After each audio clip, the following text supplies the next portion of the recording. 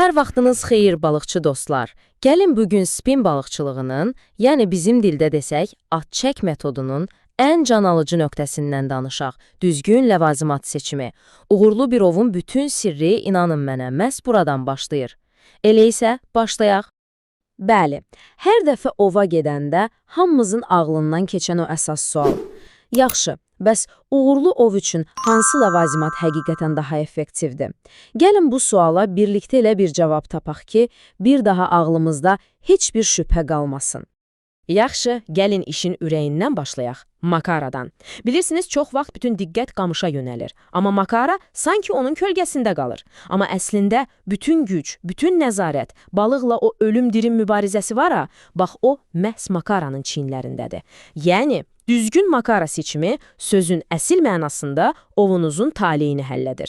Baxın, çox vaxt bütün diqqətimizi qamışa veririk, elə deyilmi? Amma bir şeyi unutmayaq, ən bahalı, ən professional qamış belə, zəif bir makaraylar heç bir işə yaramır. Sadəcə bir anlıq təsəvvür edin. Həyatınızın balığı, o trofey durna balığı tilovdadır, mübarizə gedir və birdən makaranızın eləci sistemi o gücə tab gətirmir. Puf, hər şey bitdi. Bütün əziyyət bir saniyədə boşa getdi. Bax, buna görə deyirəm, makara seçimi qamışdan heç də az vacib deyil, bəlkə də daha vacib. Yaxşı, gəlin bu rəqəmlərin içində itib batmayaq, onları sadə dilə çevirək. Məsələn, götürək bu Keita 3000 modelini. Nə deyir bizə bu rəqəmlər? Deyir ki, əgər 0,23 mm-lik, yəni kifayət qədər nazik bir misina istifadə etsəniz, makaraya tam 225 metri yerləşəcək.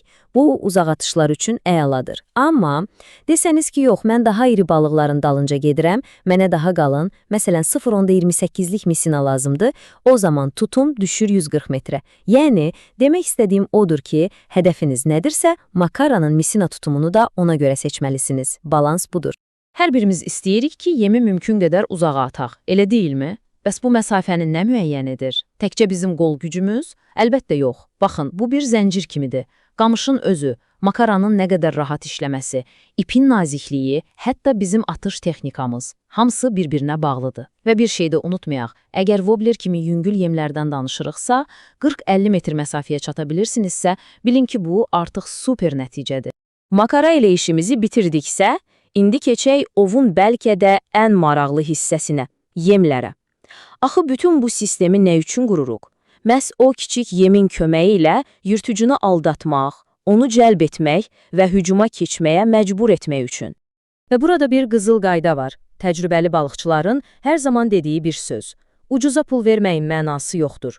Bilirsiniz, o ucuz yemi alıb, sonra da ya yaxşı uçmadığı üçün, ya da suda oynamadığı üçün heç istifadə etməyəndə, o pul elə bil ki, havaya getmiş olur.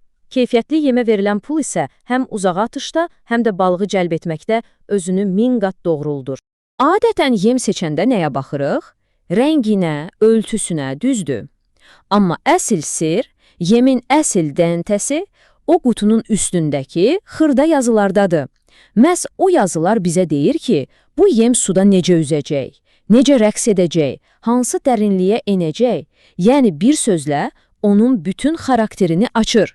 Məsələn, bax bu jerkbait suspending sözünə. Bəlkə də adı biraz qəliz səslənir, amma iş prinsipi o qədər sadə və bir o qədər də effektivdir ki, təsəvvür edin, yemi çəkirsiniz, sonra bir saniyəlik pauza verirsiniz. Normalda yem ya dibə çökər, ya da suyun üzünə qalxar. Amma bu suspending var ha, o olduğu yerdəcə suyun qatında donub qalır. Elə bir havada asılı qalıb.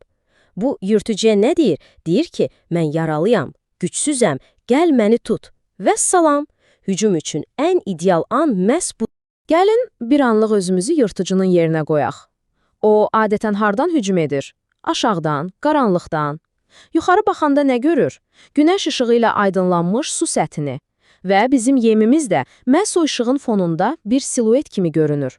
Yemin rəngi, parıltısı o fonda elə bir kontrast yaradır ki, yırtıcının instinktləri oyanır və hücuma keçməkdən başqa şansı qalmır. İndi isə gəlin bir mifdən danışaq. Çoxumuzun beynində oturan bir fikir var. Kiçik, yüngül yemlər effektiv deyil. Gəlin görək bu həqiqətənmi belədir? Baxın bu rəqəmə. Cəmi 5,5 qram. Çoxumuz mağazada bu çəkidə bir wobbler görsək, yəqin ki, əlimizə alıb, əşi, bu nədir ki, bunu külək aparar deyib yerinə qoyarıq. Amma bəlkə də ən böyük səhvi elə o an edirik.